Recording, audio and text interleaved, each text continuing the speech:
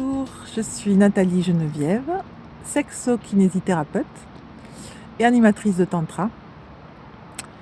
Et je voulais te parler aujourd'hui de l'idée de prendre soin de soi. Est-ce que tu prends soin de toi? C'est une notion qui n'est pas si facile que ça. On dit souvent quand quelqu'un part, prenez soin de vous, ou etc.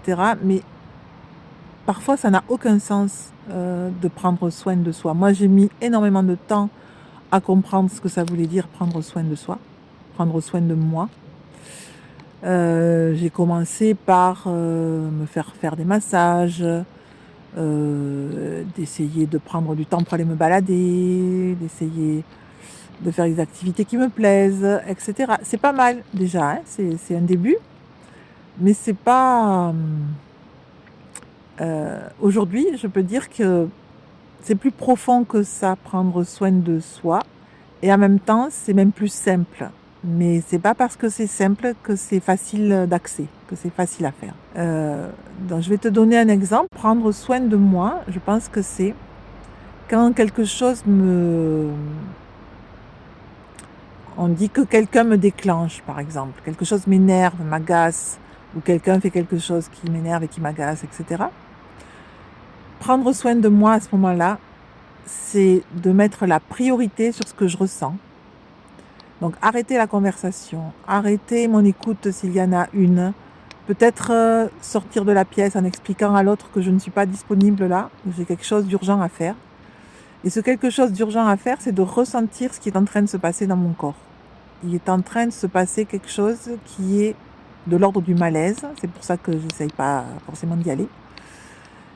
Mais quand j'ose regarder le malaise et le vivre sans intervenir, sans essayer de respirer plus profondément pour le faire passer, juste en observant ce qui se passe et en laissant mon système nerveux autonome réguler ce qui est en train de se passer dans mon corps, parce que c'est son job au système nerveux de réguler ça, il se passe que le malaise petit à petit s'estompe, en tout cas se transforme.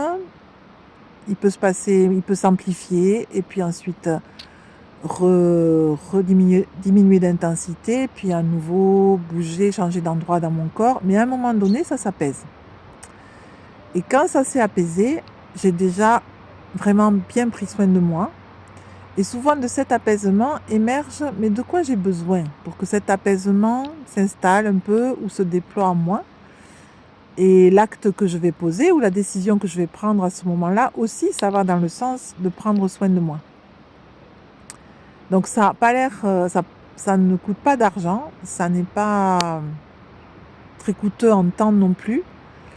Mais ce qui est coûteux, c'est que ça demande d'aller contre le réflexe pour lequel nous sommes conditionnés, de surtout pas ressentir ce qui se passe dans le corps, parce que c'est un risque de souffrance. Et nous sommes conditionnés pour éviter de ressentir, pour refouler nos émotions. Et c'est ça qui fait que je ne prends pas soin de moi quand je ne prends pas soin de vivre l'émotion qui s'invite au moment où elle s'invite. Et prendre soin de toi, tu vois, ça va être peut-être là tout de suite de sentir qu'est-ce qui s'invite, parce que tu as écouté ça, et peut-être c'est une sensation agréable, peut-être c'est une sensation désagréable, mais de toute façon, quelque chose est en train de se vivre en toi parce que tu viens de m'écouter.